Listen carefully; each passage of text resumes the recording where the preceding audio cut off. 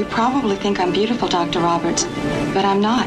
I want it. My nose is 0.2 millimeters too narrow, and my cheekbones are 0.4 millimeters too high. I want it too. I do television commercials. They want a certain look. I did surgery on several girls a few months back, commercial actresses, and there have been some suicides. You don't know what's going on. This is more than commercials. They're killing all the girls that are perfect. DMI measured some girls for possible surgery. We were conducting an experiment. Hi, I'm Cindy. I'm the perfect female type, 18 to 25. Here you see a typical computer model being made. Hi, I'm Cindy. I'm the perfect female type, 18 to 25. What have you got me mixed up in? I have a right to know if somebody's trying to kill me.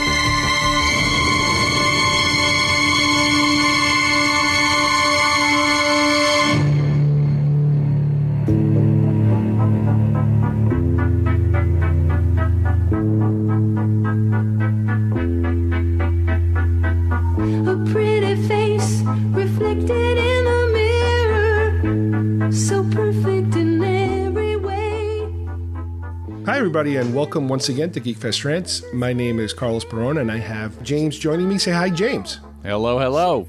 Well, today we are going to try to, kind of like take the back door, if you will, into a director-writer that is very popular, who has passed away, a while back, who has done a lot of sci-fi genre material.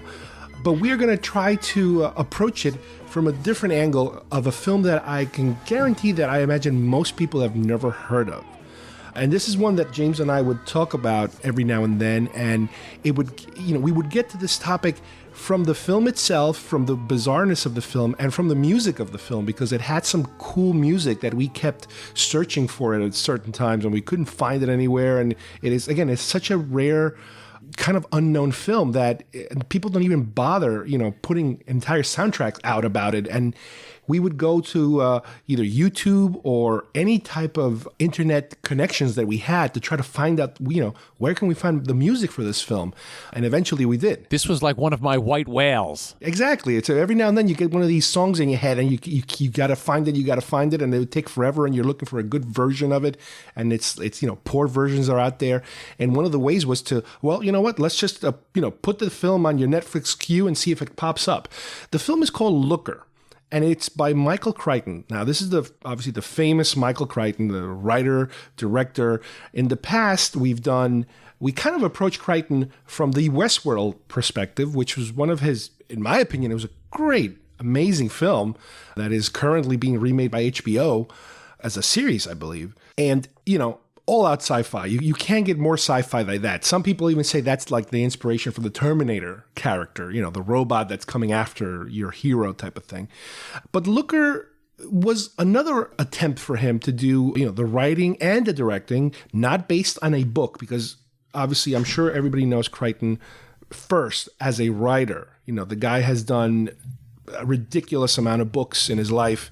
He is a sci-fi guy. He likes like science and technology and, science, gone awry. And obviously, James, if you think of Crichton in film form, wouldn't you say Jurassic Park is probably the first thing people would think of? Yeah, absolutely. Jurassic Park, people may not have even realized all the other stuff he had done before Jurassic Park. Yeah. As a writer, director, producer. So once Jurassic Park came, that's like when he hit it big, when in reality he had been big for almost 20 years before that. Oh, definitely. And even for me, I remember his name popping up every now and then. I remember, and even before I was like interested in reading as much as I have been, like since high school. High school is really, that's not true actually, junior high school. That's really what opened me up to reading books. But I remember like my mom or my dad would have a Crichton book, like Coma, for example, and I would look at the cover and it's like, what the hell kind of weird book is this about? It's like there's like a guy hanging from wires, a naked guy hanging from wires or something. It always spooked me. Yeah, it's like, what the hell is that? And, eventually, as a matter of fact, after Westworld, he got to direct his version of Coma, which, again, it's a theme of his, of the science and the corporate, profit making above everything, putting people in comas on purpose. And it's, a weird story. And that was kind of like the beginning after Westworld of his directorial career. He did another movie after that called The First Great Train Robbery, which is, I don't think that was much of a genre film. And I believe it was pretty enjoyable film. But for our purposes, we want to concentrate a little bit on the very heavy sci-fi stuff. And going to Looker, like we said before, my experience with this film was, the heydays of cable television, especially HBO. I stumbled upon this. It came out in 81, so I probably saw it somewhere in early 82 or so, because that's about when I got HBO. I think I got it in February 82-ish or something like that. If I can, that's like a billion years ago to most people now. You only got HBO then? But it was just weird. You didn't get it right away. It wasn't readily available. It had to come to you eventually. But the thing about this, I liked Albert Finney. I knew who he was from other roles he was in. Susan Day is in it. Now, she's Laurie Partridge. And right. Even though most people now don't think of the Partridge Family as a big deal, it was a big deal for us back then. And she was very iconic. And, she had a look about her that was very identifying. So she's in it. It's like, wow, it's a big deal. Even though I think she was kind of trying to break out with this role, she was basically just a supporting character, even though she's the female lead. And this is pre-LA Law Susan Day. Yes, exactly. I'm sorry. And James Coburn, is brilliant. He's Flint. He's all these people. And our man Flint. Yeah, so for me, I just was attracted to it. And then finally, as we said, the music. And something about the music, it just had this dun, dun, dun, dun, dun, it got into your head, kind of like the movie itself. It gets into your, like, you'd witness these commercials in the movie, and it was basically trying to control you in a bit. It was, trying to find ways, in addition to the corporate plot, it was trying to get you to pay closer attention to the commercial, so it would almost like hypnotize you or something like that. And the music had that feeling about it, and it wasn't a very famous. The music was by Barry Dvorak, which I don't even know. Never heard of him. But the song, the actual theme song, was by a woman named Sue Said. She's a looker. That's what they say. She's got it all, yeah, she's got it made. She's a looker with a beautiful face. And as you said, like, finding soundtracks, something like this, there was a time when we couldn't even find soundtracks for huge movies. They wouldn't really put them out the same way, and this was something that came and went. It was a small blip on the radar, but for me to finally, I think probably I found it by the main theme I found by basically just typing it into the internet and having somebody have one of those weird links that somehow I was just able to right click and save and somehow drag into my. There's no good reason that it should have even worked, but I was so thrilled that it was something that I could find. And then you eventually found, as we've talked about on previous shows, these sites that have tons of soundtracks and put together or from foreign countries. So now I'm in heaven. And very recently, I believe I emailed you the file for an even better sounding version. I don't know if it's a re-recording or just a good sounding version of the original theme song of that song. That sounds awesome. And it's just nice when something that I consider one of these hidden gems. And again, this isn't a blow you away movie when you watch it. Oh my God. No. This isn't Blade Runner. This is a movie, though, that's got elements that are still topical today. And it's fun. And, at the time it had some, I don't know if we're going to call them groundbreaking, but they would use some early computer-generated stuff, Tron-esque era, that kind of stuff. But it basically, since you and I in particular have worked, and some of our friends have worked in television and movies, that it had that element of, the magic of television. And while the magic of television is fun, it's not always pure in its origin. Sometimes there's an ulterior motive of what you're watching and why you're watching it and why they want you to watch more of it. So this kind of goes into it and creates a sci-fi government plot type of situation. Yeah, I mean, what he does with the story is that he takes what you would consider to be a pretty standard, murder mystery, let's say, and adds a layer of sci-fi on top of it that makes it a lot more interesting, for people like us. In this particular story, you're dealing with a plastic surgeon who's Albert Finney, who all of a sudden his models that he's been working on, a certain amount of them, not all of them, but a certain amount of them that have had certain specific work done on them are starting to die mysteriously. Yeah. Some of them have car accidents. One of them falls out of a window. And, you're kind of working your way down this list until Susan Day's character, who is you can kind of say the heroine of the story, or the ingenue, if you will. Granted, she's a lot younger than Finney, but they're kind of like the pair in the film. And what's happening is that what they realize that they have in common is that they've all been working for this specific advertising agency company who is supposed to be very diversified. They're into everything. They're into electronics. They're into this. And part of it is advertising too. And that's where James Colburn plays the heavy. He's the owner of the company. And apparently the mystery of the whole thing is that they are having these models have this surgery done to make them more perfect looking according to what they believe advertising wants to see in women. Yeah. And then they're kind of knocking them off because they're their property. So they don't want anybody to kind of steal their property. So what they're doing is after they're having this surgery, they're bringing into a science lab and have them digitize so that they can have a CGI version, what today would be called CGI.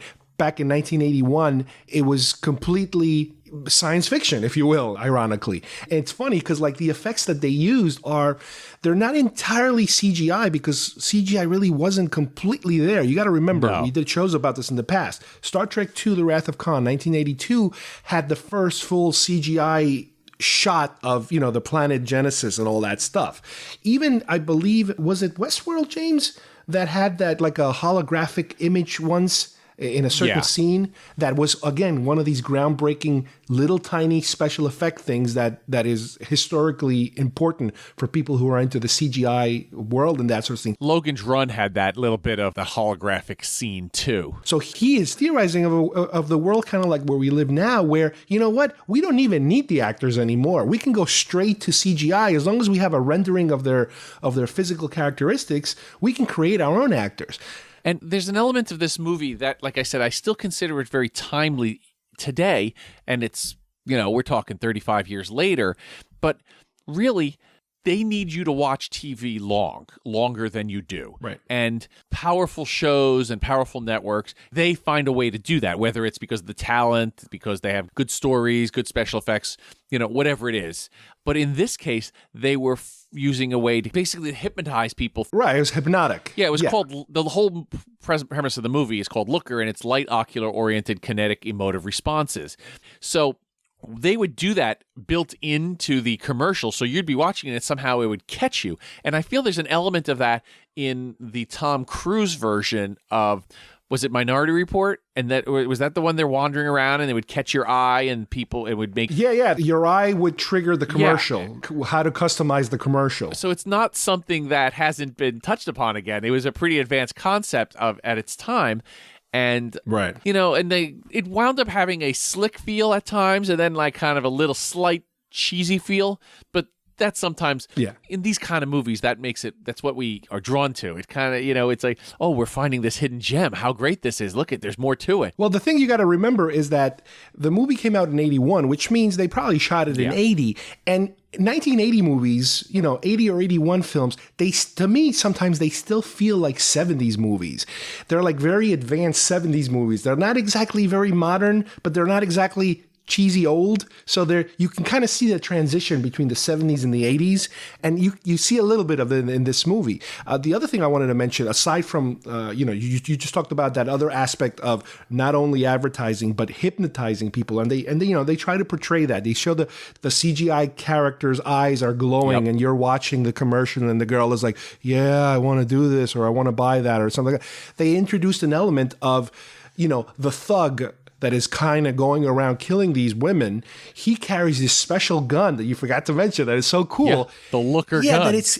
And actually, he's a famous guy. He's a famous football player, and he's got this an 80s cheesy actor, but he shows up everywhere. He's got the porn mustache and the hair and stuff. Like, everybody's got the curly. Everybody's got probably an ex-football player. He definitely is. He's a linebacker, Tim Rosovich, and he's trying to break in like athletes trying to break into movies. But it's funny at this point. Yeah.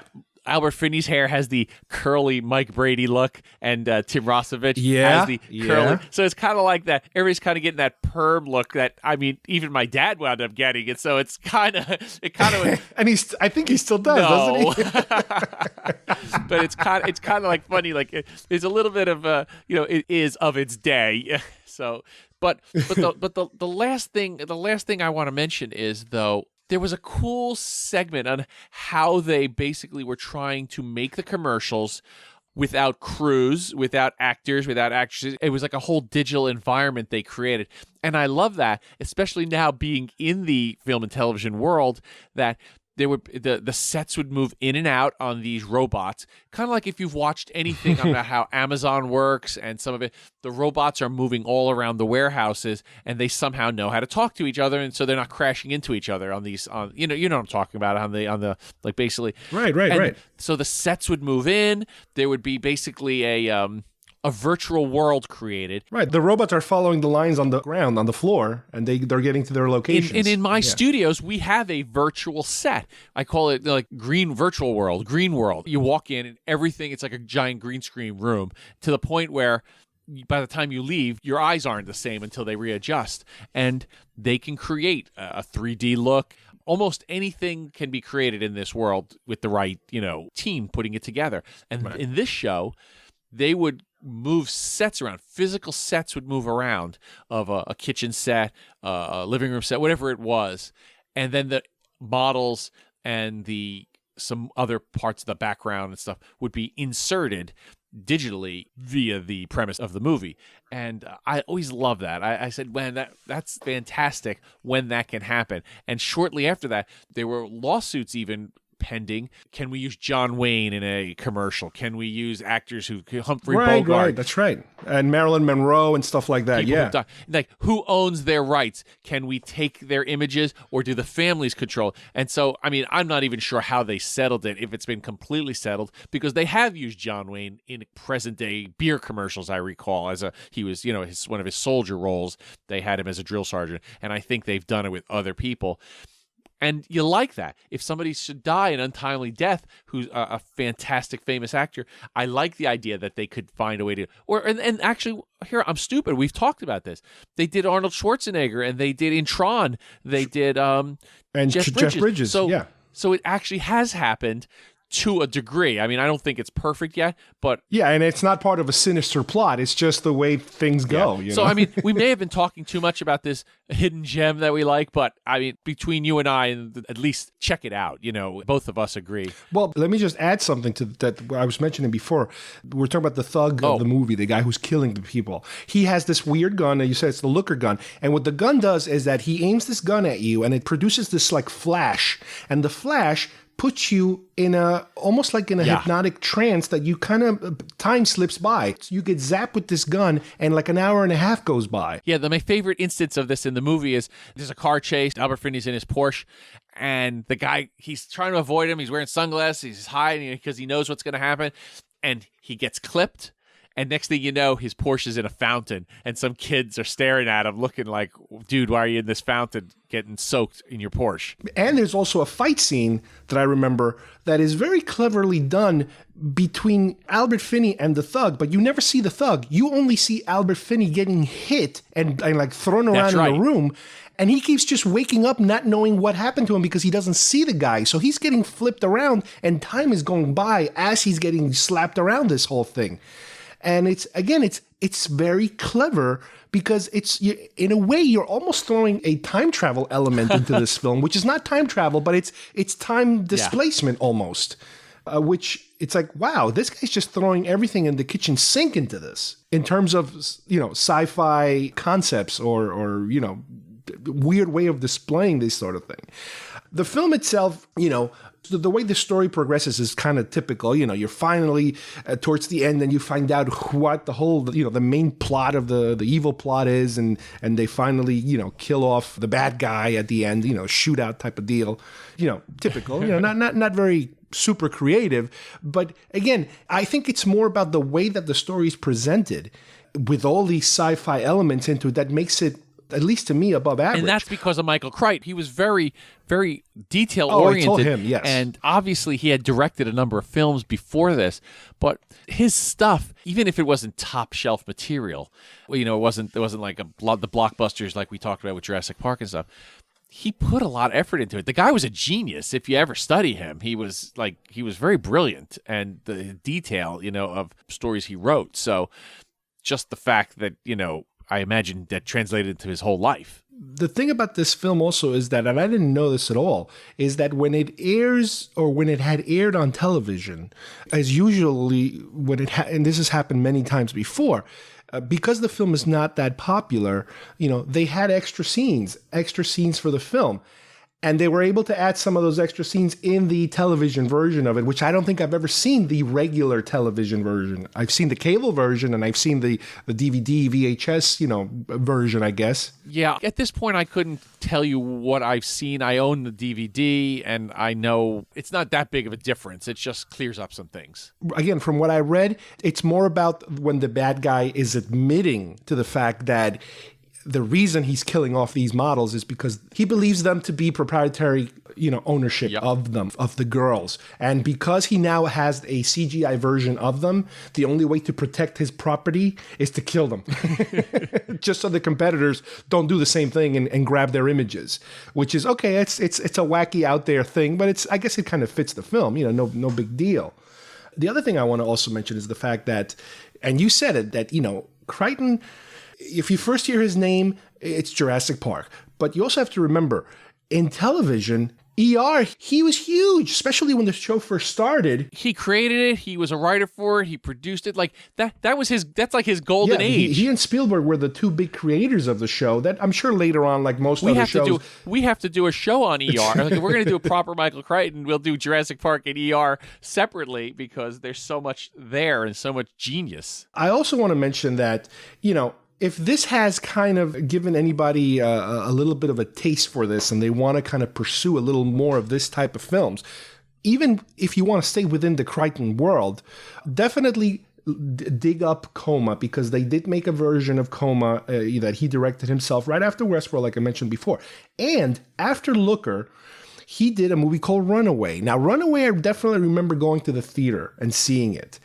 And Runaway, again, it's kind of like a cop story chasing a serial killer, not a serial killer, but a bad guy who's killing people, let's say. But the Crichton twist about it is that this killer, who's played by Gene Simmons, out of all people in the world, the last person you ever expect to be the heavy in a movie. The good guy is Tom Selleck in his, oh crap, I can't believe I turned down Raiders of the Lost Ark, Tom Selleck. He's trying to kind of get back into the big, franchisey type of film, but unfortunately it wasn't. But what I was trying to say is the hook of this film is the creative, super futuristic weapons that this crazy bad guy is making. Anything from guided missile bullets to robots, all types of bug-looking robots that are killing, the good guys, let's say. And It's cheesy. It didn't make almost any money. That's what I was going to say. Again, it had a feeling of cheese to it. Yes. Like definitely it should have wound up on HBO, And which it is did. probably where I saw it. But it had a feeling like it was trying to be a Blade Runner-esque type of movie as well. But again, by watching the movie, you can kind of feel the Crichton aspects of, all this creative, scientific, sci-fi stuff that he was excellent at coming through. And you know what else? Though? We've talked about recently about Star Trek music. Jerry Goldsmith did the soundtrack. So it's slightly different than what you'd expect from his, his other stuff, his more orchestral stuff. But hey, it's done by him, and Kirstie Alley's in it. That's so true. at the very least, the Star Trek fans should check it out because it has a little bit of connection.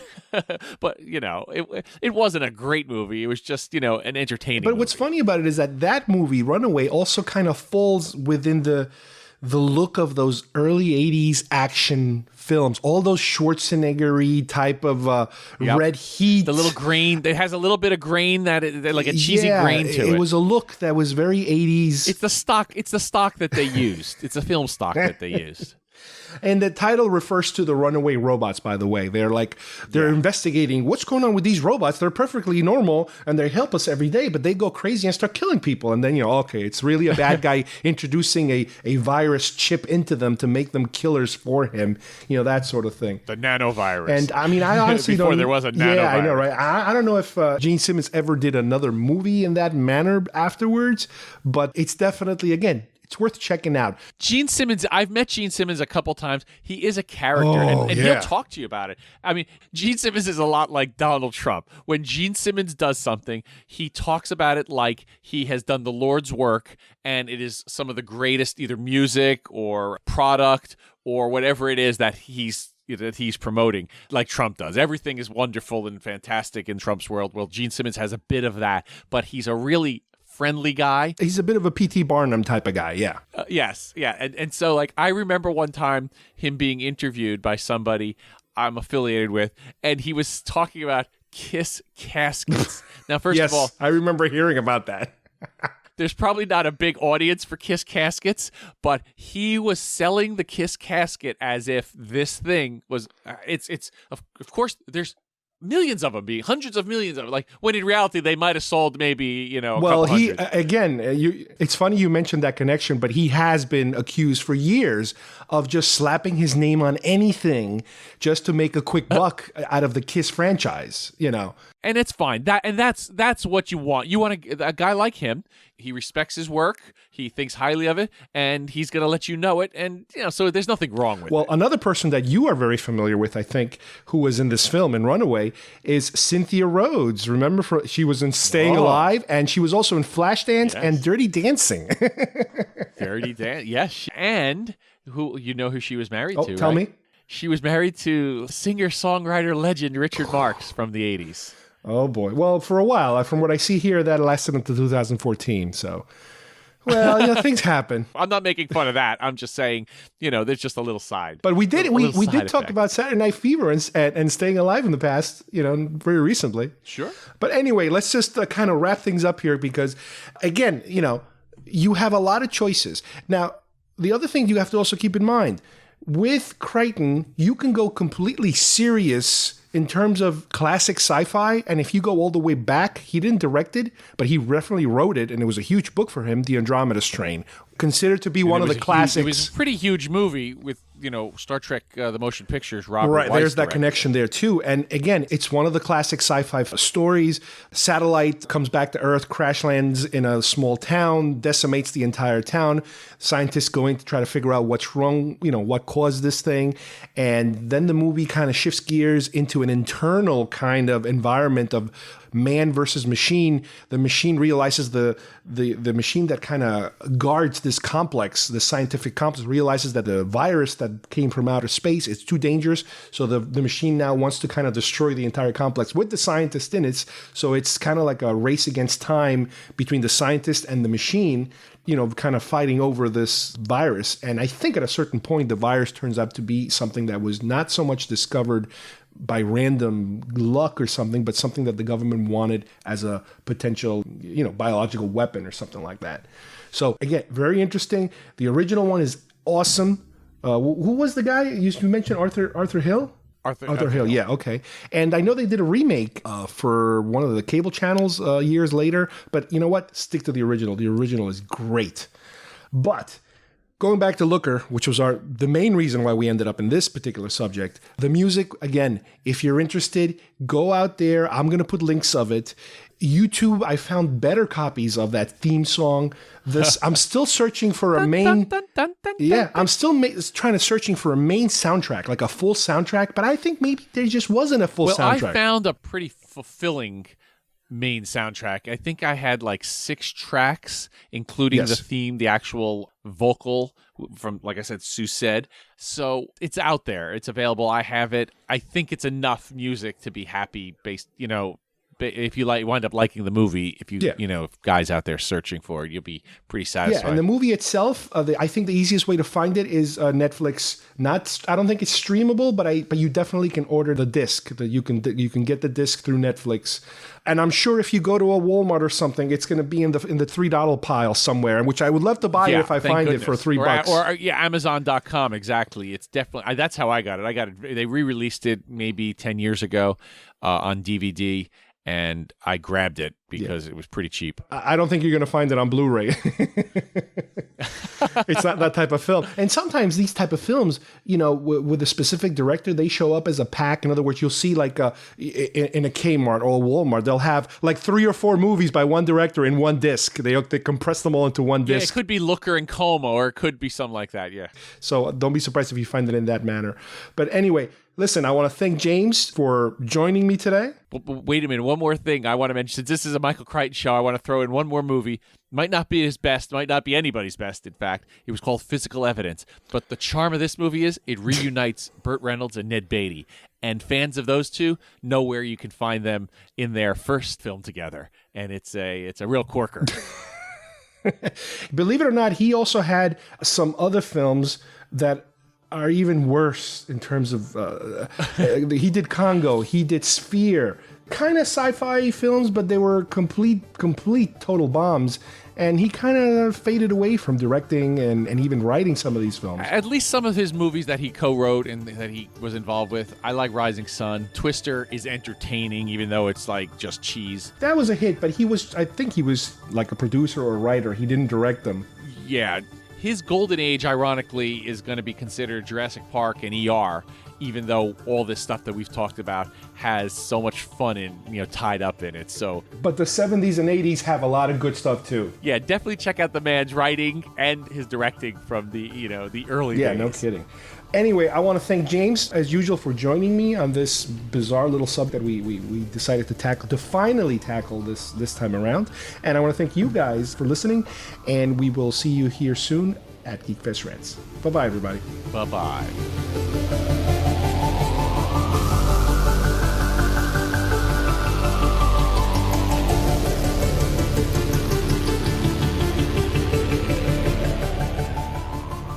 Probably think I'm beautiful, Dr. Roberts, but I'm not. I have lots of defects to fix. I have a list right here. My nose is 0.2 millimeters too narrow, and my cheekbones are 0.4 millimeters too high, and my chin has a little 0.1 bump here, and my areolar distance is 5 millimeters, and I have a mole here on my ribs, so I need plastic surgery.